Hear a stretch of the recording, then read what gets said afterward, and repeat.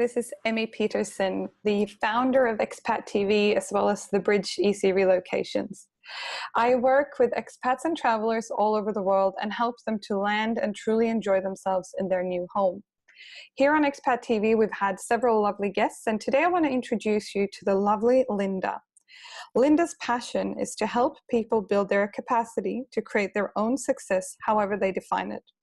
For several years, she ran a successful boutique management consultancy.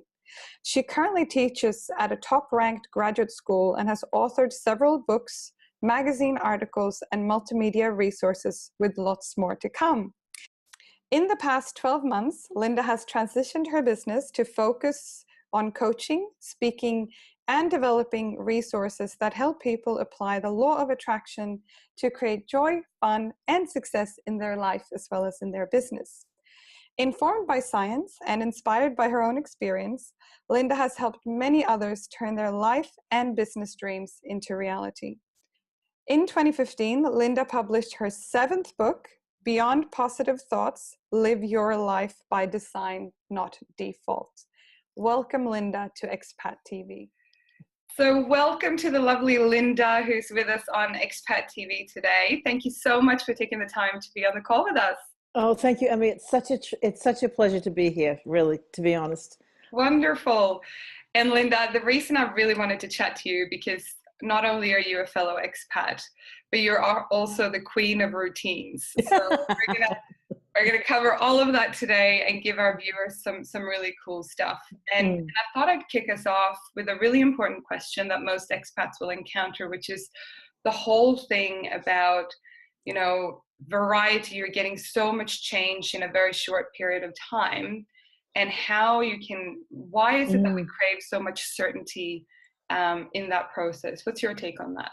You know, I think, I mean, I've been here for 30 years, but I moved from the United States here, and I married a guy from Australia. So he came over, we got married, and then we came right over here. So I found that when I first got here, like, I was really excited about coming to Australia, but it just seems like there's so much, you know, so many different things that you can start to think, oh, you know, it's almost like, where do you find your you know, your resting place or your anchor? And I mean, what I found was really interesting in terms of the certainty, it was the weird things that I missed. Like, you know, we have red post boxes here, but in the United States we had blue and red ones. And I thought, oh, to just see a blue and red post box, you know, and it would be those little things, you know. I went to the airport, and, you know, like in the US we have, like, you know, 30 airlines. It's like, oh, we've only got 2 airlines here. And so it was really funny how it was those little things that was like, oh, if I could just see one of those, I'd be okay, you know? Yeah. So, and obviously, like what you're saying, you know, we miss the things that are familiar to us, and we miss the things that we used to know. And yet it's funny, because obviously something drove us to make the change, you know, whether that was love or you were fed up with where you were. For every expat, that's slightly different. So, I mean, the thing that I've noticed with a lot of my clients, and you might have as well with the clients you work with, is that a lot of them will dip between wanting certainty, craving certainty, and trying to control things. Yes, yeah. And there really are like two sides of the same coin. So I don't know, what have you done around that, I guess, for yourself and for your clients in terms of understanding the balance between those two things? I think that's a really good point, Emmy, because I think when people try to control things, I think they can actually almost like strangle what's going forward. And so I think, and you know, the routines that I tend to help people around is that whole mindset stuff. And so I think it's realizing, you know, what is it that you're trying to control, and why are you trying to control it? Because often control means that you're feeling a bit, you know, fragile, or no, I've just got to, you know, kind of get this under control. Whereas certainty, I mean, and I think most of us would say, yeah, in most of our lives and most of our routines, there will be a little bit of uncertainty. But I think that control, what I think it can do is, I think it can then dominate your ability to, you know, kind of open up and be, you know, enjoy where you are, and, you know, and look for opportunities. Because the other thing that I find, you know, like I talk to people a lot about energy, you know, that They put their Yeah. energetic vibration out. And there's a lot of research around that now. So if you're a controlling person, you will put across that energy. And I think many of us have come across people like that. You know, you might be in a social situation and they're just so controlling. And Yeah. in their conversation, it's like it just seems so controlled and, you know, kind of uptight. But what happens is then when you're in that controlling stage, you're not really attracting to you people who can help you move to the next level. Oh, that is so true. That really rings a bell for me because it's really about your mindset and the whole like perceptions, projection. So how you're feeling or what you're trying to do Yes. is Yeah. really very much like, you know, manifesting itself around you. Mm. And, you know, we see this all the time, whether you're moving to another place or not. But I think Mm. it becomes more clear when you're on the move because people, yeah, it overwhelms Yeah. them a little bit. And you know, sometimes what I've said to people is, yes, I've moved from overseas, but I think if some people move interstate and they don't have any family, it can be just as challenging because you're Absolutely. in a whole different area, and especially if you've grown up with your family, you know. And I think that the control as well is thinking about, okay, so what has my background been, and what have I grown up with my family, and what kind of values have we had that have just been normal and ones that we love. And now I'm over here, and especially if I'm linked to another family, it's like, okay, whoa, this is really quite different. So how do I navigate through that? And especially, how do I navigate through things that I don't agree with, and I will not take on board, but how do I do that without being controlling? Yeah, and that's I think a great topic to touch on because I think we're going to obviously leave our listeners today with some really good tips and tricks from your toolkit. Mm. But yeah, when it comes to control, I think, you know, it's very much an external thing, and Mm. it's that clash with, like you say, either your values, what you grew up with. I mean, let's face it, if you grew up in the countryside in a country somewhere and you move to a city in the same country, that can still be a pretty big Yes. clash of Yeah. culture, if you will, or clash of Mm. what you're used to or Mm. values. And so the interesting thing that I find with control is to realize that control is very much externalizing. Yeah, that's a good Um, point. Mm. because control is often, yeah, you can try and control your own behavior or your checklist or the things you got to do on your move or all the things that got to get done before you go. Mm. Mm. But the coolest thing as well is that a lot of people don't even realize that they try to control their partner, their children, Mm.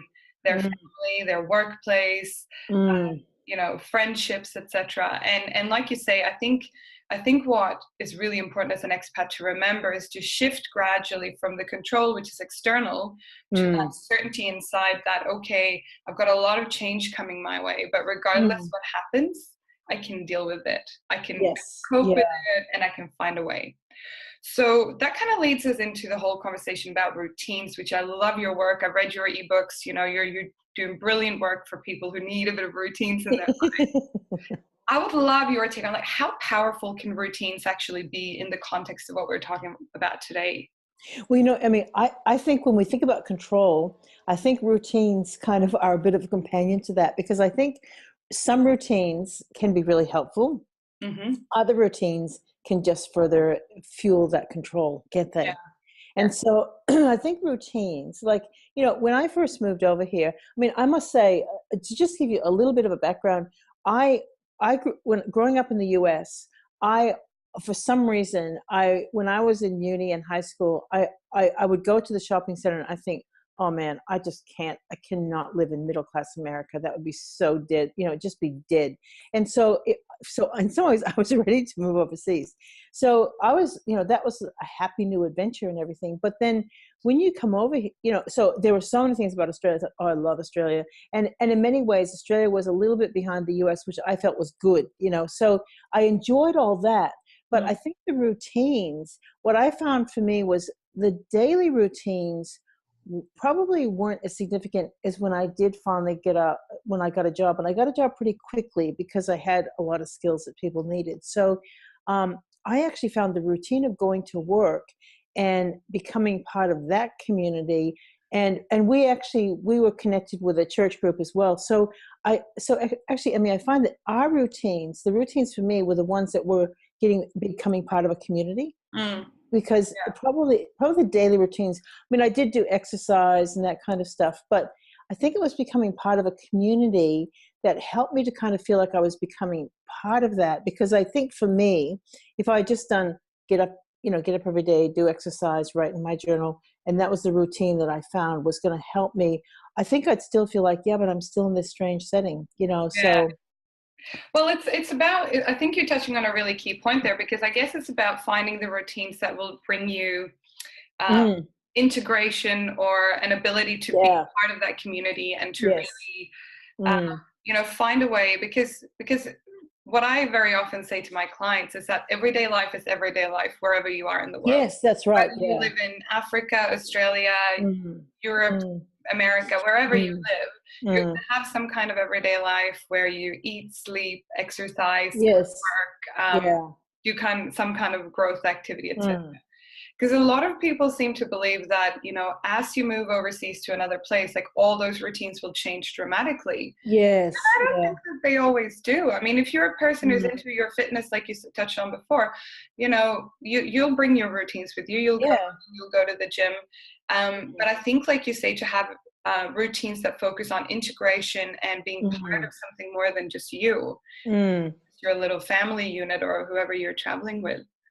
Yeah, I think you're right. I mean, I think that, like even, I guess even like if you go to a fitness class or if you go to some other course, there's still, and I think some of it is about you still make the choice. You can Mm, go to a fitness class and just stay by yourself and not get to know people and mm, feel a bit like, oh, I'm just so homesick. Or you can actually really just step out of that comfort zone and just have a chat with somebody, so yeah. because I would find, because I moved over here 30 years ago, and there was still a lot of people who were really critical of America. And so I'd find, and I wasn't, I was just loving Australia, and I wasn't really kind of the know-it-all. I was the kind of the quiet person, but people would really they do a lot of barbs at the US. And I thought, wow, I'm just trying to fit in here, and I'm not that kind of person, so I think that it's really, it's about saying, well, I'll just be who I am.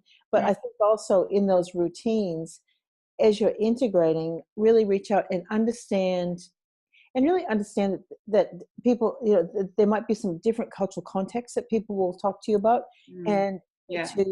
to understand that and integrate with that, as opposed to feeling like, well, that doesn't seem like the right thing to think or do or something. Mm.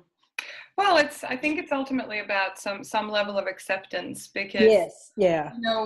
I think we have to acknowledge as expats, whatever brought us from one side to the other or one part of the country to another, we sort of made that choice on some level. Yes. And Yeah. you don't have to agree with everything that happens or how everything's Mm. done, but I think, like you say, it's key to have some level of acceptance for it. Mm. So that, okay, if that's the way things are done here, how Mm. much do I want to interact or integrate with that Mm. element? Because let's face it, if you don't integrate, you're going to feel lonely. And as human, That's right. we need to have a tribe. We need to have a group Mm. that we connect with, whether that's, a social group, a work group, a church group, Mm. whatever Mm. floats your boat. Mm. So I think that's a really powerful insight, actually. So obviously this is all about giving people some practical tools, because we might have some viewers out there who've just landed or they're about to go and they're kind of Mm. getting overwhelmed a little bit, or like you touched on before, feeling a bit lonely. What, Mm. in your experience, are some really basic things that people could start doing right now or tomorrow morning that will help them, integrate and land and have those resourceful routines that will really support them? Well, I think one of the things that when I run programs or I coach people around, it's and I know this can sound really like just such shallow stuff, but I think if you start with looking at what you're grateful for, and I know that can sound that just sounds women's magazine-y, but but there's a lot of research. Positive psychology has a lot of research around this, saying that, and when you think about, we are energetic beings, so what we put out, what our thoughts put out, we actually start to attract to us. So I think, if in the very first instance, just look at the things you like, that you like about where you are, and then think about how how nice that is, or how that's kind of different. It might even be a better situation. So I think really the gratitude thing is really one of the first things. But I think the next part is what we talked about before about integration. Look at where are your interests and where are groups that you could possibly find that, you know, you could connect with. And, you know, and it can be very lonely when you first moved over here and you go to groups and you don't know anybody, and, you know, it can feel very isolating. But I think that if you go to a group, and, you know, you may find you start off with a couple of groups and they aren't quite your thing, but at least you've gotten out there and, you know, you hear people's stories, you hear what people are doing. And I think that can be a really significant thing. But the other thing too, Emmy, is like when I moved over here, you know, we didn't have Skype and all that stuff. I do think there can be benefits to actually Skyping friends back home and whatever, not, you know, not overdoing it, but I think that can give you some of that connection, some of that transition while you're getting used to being over here. But I think also when you're talking to your friends back home, tell them the good stuff that's happening as well as some of the things that are challenging. Because I think one of the hard things when you first move over here is if you don't have any friends, when you're dealing with some of the difficulties, you don't really have anyone you can go to. And so that can be a real challenge. Yeah, those are some really great advice, and I certainly have in some context applied that most of the time. I will admit though, many of the times when I have moved, I've relocated a number of times, as my viewers would know, to many different countries. And the thing that I find when you talk to people back home, it's very easy to talk about the problem rather than about sharing the good stuff. Yes, so yes. I think that would be something I would highly encourage, and it ties in beautifully with what you started with about the gratitude, because if people back home get a view that the whole experience is a little bit crap, obviously they're going to go, why are you over there? Just come back. You know, why are you putting yourself through all that misery? Whereas there might be beautiful things like, you know, weather, social bits, you know, better coffee. What do I know? No, I think that's true. I mean, and I think you're right, because, you know, one of the things I coach people around and talk to them about is what you focus on expands.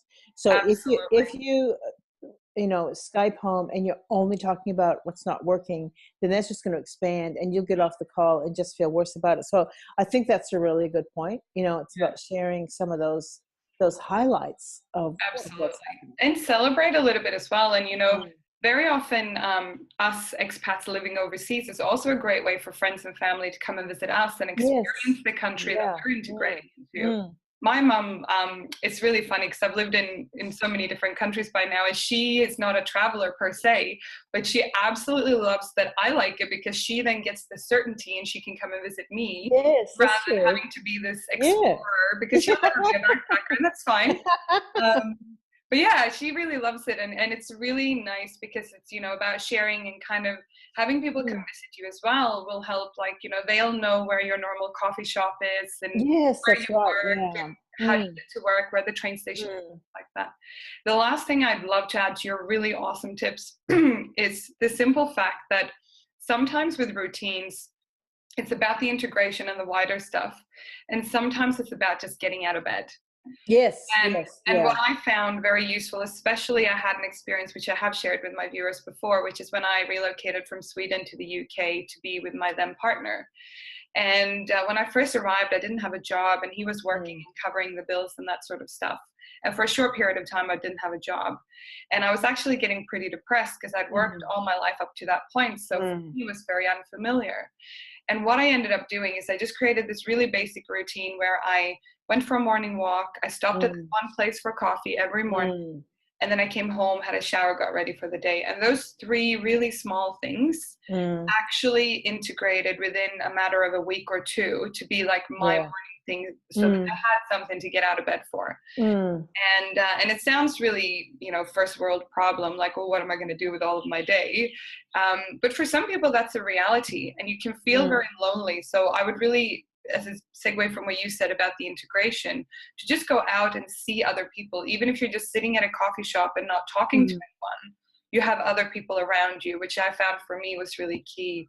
I think that's true. I mean, and I think it's also important to say to people that I think all of us can relate to experiences of having it be really challenging. I mean, there were times, and, you know, I had my first daughter after I'd been here about a year and a half, and I remember, and because I didn't have Skype, I would send tapes back to one of my best friends, and sometimes I'd say to her, you know what, Barb, I'm just trying to get through the next 5 minutes. and then the next 5 minutes, because I felt so alone. And, just, as a mother, there were so many things that I wanted to have that we had in the US and to have my family around. So I think it's important to say that that will be part of the experience for many people, that you will go through those periods of like, I just feel so lonely and so depressed. And I think you're right, by getting out, because I found like, reading the newspaper or going to the shopping mall, it was like, at least you're out there among people. Yeah. And you're around that energy. And plus you're getting to know where the stores are. And I found reading the newspaper was really helpful, because I got to know the local area, So yeah, I think that's true. Yeah. And I guess the last thing that I love to sign off on with topics like this is to ask for help. I think sometimes we can be so proud, and we can be a bit like almost like control thing again, where we want to do it all ourselves and feel really stupid to ask for help, or whether it's help around practical things like where do I find this or that, as well as why do I feel this way. And there are many coaches and supportive people out in the world like yourself and me and other people who are both expats as well as trained in the human mind and human psychology. So I always encourage people, never suffer in silence, because it can take ages for you to establish these things on your own. Whereas if you were to read the right book or connect with the right person, you could get over that feeling so much quicker and start. I think that's true. I mean, I remember when I first moved over here, it was different currency. So I went to a coffee shop, and I remember the first time I used it, I was embarrassed. It was like, and it was that whole thing about not asking for help. It was like, is this the right money? And then, and the guy at the deli, he was so sweet. I said, this is my first time I've used this money. Is this? And he goes, oh, don't worry. And but you do, it's those little things that you feel like, I'm just so embarrassed because totally. Well, Linda, it's been so lovely chatting to you, and I cannot stress enough, Linda's absolute forte is routine. So what we're going to do at the end of this video is we're going to put up a link to Linda's website where you can interact with her and find out more about resourceful routines and how you can incorporate this not only in your expat life but in your life in general. Again, Linda, thanks a million for being on the call today. We really appreciate it, and we'll hopefully talk to you soon about another really interesting topic as well. Well, I mean, it was great talking to you, and I really just wish all the expats well, and know that every week things will get better and better. Wonderful. Well, we'll sign off with that. Thank you so much, Linda, and I'll chat to you soon. Okay, bye-bye. Thanks, Emmy. Thank you so much to Linda for being on Expat TV today. That was an amazing conversation, and I trust you got as much value out of that as Linda and I did having a chat about it. I would highly recommend for you to connect with Linda through her website that you can see on the screen right now, and ask any questions you might have around today's conversation. We really look forward to see you next time on Expat TV.